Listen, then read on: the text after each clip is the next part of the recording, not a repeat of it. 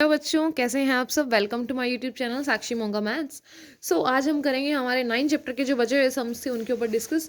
और बहुत जल्दी ही मैं अपने चैनल पे क्लास 11th और 12th का भी सिलेबस लॉन्च करने वाली हूँ। एंड इवन मैंने अपने इंस्टाग्राम अकाउंट पे बहुत सारी मैथ की ट्रिक्स डाली हैं। अगर कुछ फ़ायदा मोर फ़ायदा चाहिए तो आप प्लीज़ मेरे इंस्टाग्राम अकाउंट पे जाइए और उसको फॉलो कीजिए, क्योंकि मैंने उस पर बहुत अच्छी अच्छी ईजी ऐसी ट्रिक्स डाल रखी हैं जो आपको काफ़ी हद तक हेल्प कर सकती हैं एग्ज़ाम्स में, कॉम्पिटिटिव एग्ज़ाम्स में और आपके स्कूल बोर्ड्स में। तो प्लीज़ विजिट कीजिए मेरे इंस्टाग्राम अकाउंट पे और फॉलो कीजिए और शेयर कीजिए ऑल्सो। सो और ये क्लास तो आप यूट्यूब की लगा ही रहे हो। अब हम बात करते हैं हमारे सम नंबर 11 की, जिसमें बोला है TV tower stand vertically on a bank of a canal. एक टीवी टावर है, ये वर्टिकली स्टैंडिंग है कैनल पे, बैंक ऑफ कैनल, ठीक है, यहाँ पे। और उसके बाद ये बोल रहा है हमारे पास कि from a point on the other bank directly opposite the tower. ये जो टावर है इसके डायरेक्टली अपोजिट इस पॉइंट पे एक अलग टावर है जिसको हम लेट कर लेते हैं। मैंने ये लेट कर लिया, it is not visible, it is let, we are letting just, ठीक है। तो उसका जो फुट है ना, वहां से और इस टावर के टॉप से जो एंगल बन रहा है वो हमारा बन रहा है 60, ठीक है। उसके बाद नेक्स्ट लाइन में ये बोल रहा है from another point 20 metre away from this point of line joining. अब देखो, हमने ये जो लाइन ज्वाइनिंग की थी यहाँ तक ज्वाइन होगी ना। इन्होंने बोला है जो ये पॉइंट हमने इस पॉइंट से ज्वाइन की है ना, ये पॉइंट, इस पॉइंट से जो दूसरा पॉइंट है ना वो 20 मीटर दूर है। मतलब जो ये पॉइंट नया बना लिया, एक तो ये पॉइंट था, एक ये पॉइंट हमने नया लिया क्योंकि अपोजिट में एक टावर खड़ा था, ठीक है। अब इस पॉइंट से, ध्यान से सुनना, इस पॉइंट से जो एक और पॉइंट है ना वो 20 मीटर दूर है। हमें इसकी दूरी नहीं दी हुई, इसका डिस्टेंस नहीं दिया हुआ, हमें इस पॉइंट से एक थर्ड पॉइंट का जो डिस्टेंस वो दिया हुआ है, ठीक है। तो वो दिया हुआ है 20 मीटर। अब इन्होंने उसके बाद नेक्स्ट लाइन में ये बोला है कि जो ये थर्ड पॉइंट हमने बनाया है ना, इस पे जो एंगल बन रहा है टावर के टॉप से वो बन रहा है एंगल 30। क्लियर, समझ आ गया। अब हमें फाइंड आउट करना है height of the tower. Height of the tower मतलब ये, हमें ये फाइंड आउट करना है। And width of the canal, canal की विड्थ, कैनल की चौड़ाई। चौड़ाई कैसे, क्या बोला इन्होंने, तो हमने ये कैनल की ये चौड़ाई भी निकालनी है और हाइट भी निकालनी है, ठीक है। तो अब हम स्टार्ट करेंगे हमारा सम। देखो, आपको हाइट निकालनी है तो मतलब हमें परपेंडिकुलर निकालना है, ठीक है। मैंने आपको बताया था कि हमें अगर परपेंडिकुलर चाहिए और बेस इवन हमारे पास आधा बेस गिवन है, आधा हमें निकालना है, तो हम, आपको पता है मैंने बताया था 10 यूज़ होगा, क्योंकि साइन कोस इन सब का कोई रोल नहीं है इसमें। तो हम 10, तो चाहे आप पहले ये कर सकते हो, चाहे आप पहले ये पूरा, मतलब जैसे ये दो ट्रायंगल बन रहे हैं ABC एंड ABD, तो आप इसमें से कोई भी यूज़ कर सकते हो। पहले तो सबसे पहले मैं यूज़ कर रही हूँ ट्रायंगल ABD। तो हम बात करेंगे इन ट्रायंगल ABD। 10 का यूज़ करूंगी, एंगल कौन सा बन रहा है 30, और 10 30 को हम क्या, आई मीन 10 को हम क्या लिखते हैं P/B। P का मतलब दिस AB एंड B का मतलब बेस। बेस मतलब ये पूरा, पूरे में आधा गिवन है, आधा निकालना है, तो मैं इसको क्या लिख सकती हूँ BD। अब उसके बाद AB गिवन नहीं है, BD को मैं क्या लिख सकती हूँ, क्योंकि आधा गिवन है आधा गिवन नहीं है, तो इसको टुकड़ों में हम कैसे, DC प्लस CB। मैंने बिल्कुल करेक्ट सही लिखा ना, क्योंकि BD को हम ऐसे लिख सकते हैं DC प्लस CB। सेम ही तो है, ये सेम ही बात है, कोई अलग बात तो है नहीं। अच्छा, उसके बाद नेक्स्ट बात क्या करेंगे हम, AB गिवन नहीं है तो DC गिवन है 20 एंड CB गिवन नहीं है, हम इसको ऐसे ही प्लस में CB लिखेंगे, लेकिन हम ऐसे CB वगैरह कुछ इसको नेम मेंशन कर देते हैं। नेम मैंने इसको दे दिया X, इस CB को मैंने नेम दे दिया X, ठीक है। अब 10 30 की वैल्यू क्या होती है, 10 30 हमारा होता है 1/√3। अब हमारे पास क्या आया, AB/20 प्लस X। अब AB क्या था हमारे पास, हाइट थी, तो मैंने इसको नेम दे दिया H मीटर, मेंशन नेम कर दिया इसका H। तो मैं AB की जगह क्या लिखूंगी, H/20 प्लस X। तो मेरे पास क्या आ गया, 1/√3 is equal to H/20 plus X। मैंने बताया था क्रॉस मल्टीप्लाई, तो ये इधर क्या आ जाएगा, 20 plus X is equal to √3 into H। अब हमें किसको अकेला छोड़ना पड़ेगा, X को या H को। देखो वो आपकी मतलब है मर्जी कि आप चाहे X को छोड़ दो अकेला, चाहे H को छोड़ दो। तो मैं X को छोड़ूंगी, क्योंकि हमें पहले इसकी X की जो विड्थ हम निकाल सकते हैं वो काफ़ी ईजी है, हाइट बाद में निकल जाएगी। तो मैं क्या लिखूंगी, √3h, 20 उधर जाके माइनस में तो x इधर आ जाएगा, तो इसको मैंने नेम दे दिया 1। ठीक है, नेक्स्ट जो बात करेंगे हम, उसके बाद हम बात करने वाले हैं कौन सा ट्रायंगल की, इन ट्रायंगल ABC। ABC में क्या था, देखो 60 या 10, 60 क्या लिखेंगे, P/B। P क्या था हमारा, AB, जिसको मैंने नेम दिया था H, एंड B क्या था हमारा, देखो B क्या था, ABC का बात कर रहे हैं, इसका कोई रोल नहीं है इसमें, तो इसमें जो बेस आएगा वो क्या आएगा, CB को मैंने नेम क्या दिया था X। तो 1060 क्या होता है हमारा, √3, एंड AB को मैंने नेम दिया था H और Y में X। तो अब हम X की वैल्यू निकाल लें, क्यों, क्योंकि देखो x की वैल्यू अगर हम यहाँ से निकाल लेंगे और इसमें पुट कर देंगे तो हमारा आंसर आ जाएगा।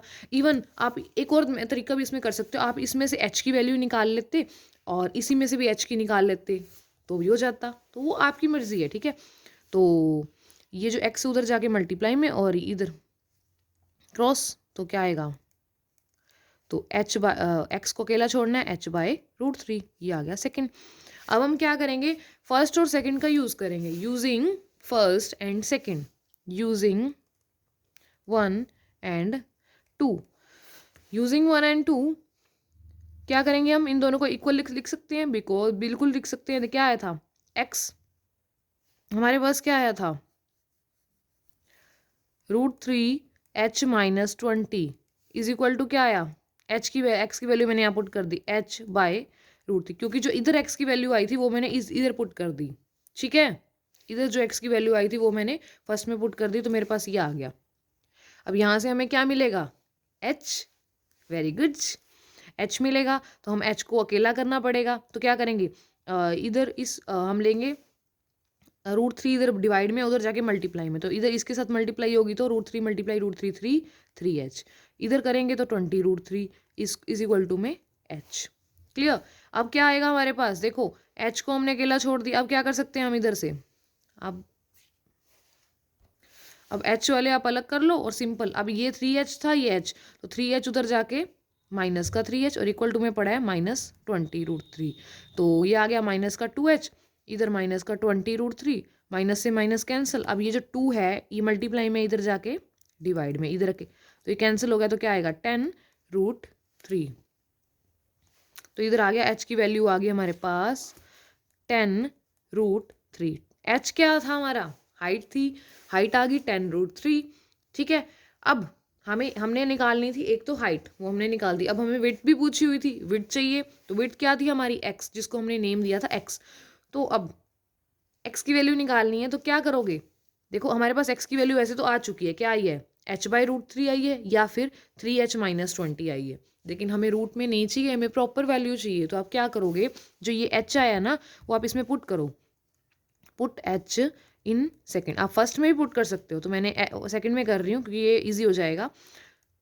10 √3 अपॉन में ये √3 पड़ा है, √3 से √3 कैंसिल, x की वैल्यू क्या आ गई 10 मतलब कि ये 20 का था तो ये 10 का, मतलब ये टोटल कितने का हुआ 30 का, x की वैल्यू 10 आई ना, तो ये टोटल क्या होगा 30 का, ये 20 का था ये 10 का, ये था हम, तो x विड्थ हमारे पास 10 आ गई और हाइट हमारे पास 10 √3 आ गई, तो ये था हमारा 11th सम।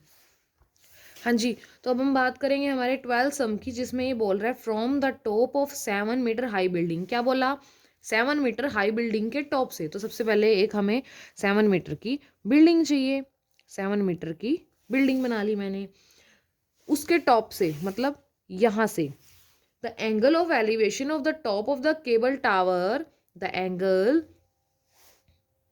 तो क्या बोल रहा है, इस बिल्डिंग के ऊपर एक केबल टावर है, उसकी हाइट हमें मेंशन नहीं है, जिसको मैंने लेट किया h मीटर, मतलब इतनी इस पॉइंट तक हमें दी हुई है 7 और उसके ऊपर मेंशन नहीं है, जिसको मैंने नेम दे दिया h।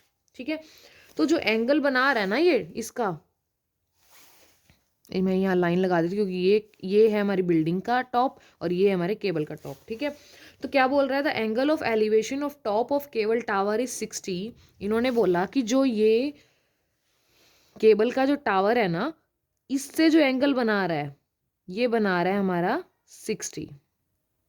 Clear, and the angle of depression of its foot is 45। समझ आ रही है आपको? डिप्रेशन का नेम लिया गया है। डिप्रेशन का मतलब निचली निचली साइड, कि जो इसका जो जहाँ पे ये बन रहा है ना हमारा, क्या बोला इन्होंने, कि जहाँ पे हमने 60 का एंगल बनाया ना, the angle of depression of its foot is 45। किसका फुट से? किसके फुट से? केबल टावर के फुट से डिप्रेशन में जो एंगल एंगल नीचे की तरफ जा रहा है, वो जा रहा है हमारा फुट, इस पॉइंट के फुट से। ये हमने बना दिया 45। ठीक है, इसको हम मैच। ठीक है, तो इस पॉइंट से जो हमारा एंगल बना रहा है वो बना रहा है 45। ठीक है, अब मैंने इसको नेम मेंशन कर देती हूँ, A B C D E. ठीक है, मैंने नेम दे दिया इसको। एंड नाउ अब हमें क्या निकालना है? Determine the height of the tower. हमें टावर की हाइट निकालनी है। टावर कौन सा था? ये वाला, मतलब हमें एच की वैल्यू निकालनी है। ठीक है, तो क्लियरली आपको स्टार्टिंग करनी है। देखो एच निकालना है, ऑफकोर्स हमारा 10 का यूज़ होगा, बात खत्म। अगर मैं इस पूरी हाइट को बोलूँ तो ये पूरी हाइट क्या होगी हमारी? एच प्लस 7, क्योंकि ये 7 थी, ये एच, तो ये पूरी होगी H plus 7 metre. Clear? So start करते हैं सब।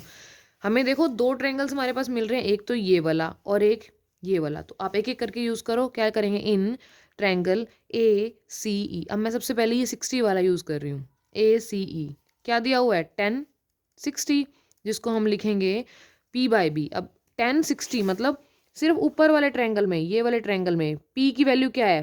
ए ई। ए ई क्या दिया हुआ है? एच, मतलब पी एच है। एंड बेस क्या है हमारा? बेस क्या है?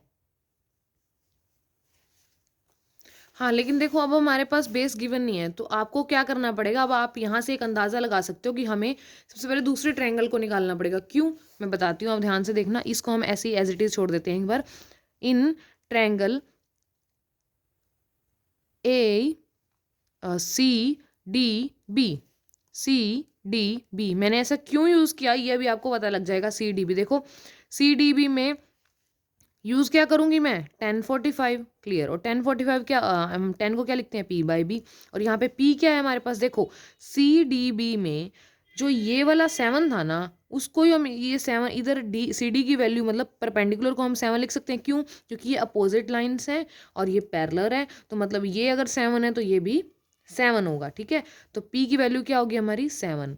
और बेस, बेस क्या था हमारे पास? बेस हमारे पास गिवन नहीं है, तो इसको मैं नेम एज इट इज़ दे दूंगी डी बी। और इक्वल टू में था 1045।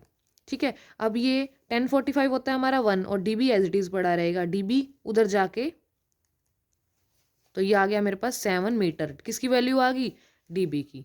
ठीक है, अब हमें जब डी बी मिल गया, देखो क्या बोला, जब हमें डी बी मिल गया तो क्या सी ई की वैल्यू हम यहाँ पुट कर सकते? क्योंकि हमें इधर क्या चाहिए?